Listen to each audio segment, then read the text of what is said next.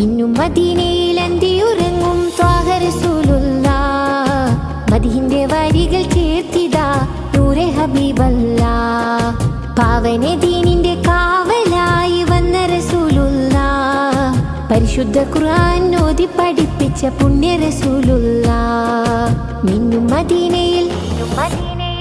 മദീനയിൽ അന്തിയുറങ്ങും ത്വാഹ റസൂലുള്ളാഹ്.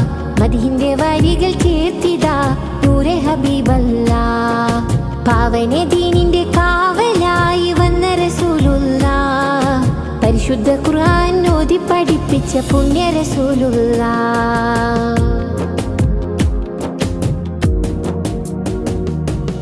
അജ്ഞത മൂടിയ നാട്ടിലെന്ന് ഉദിച്ചവരല്ലേ, ആരാരും കണ്ടാൽ കണ്ണെടുക്കാതെ നോക്കുന്ന വജിഹല്ലേ.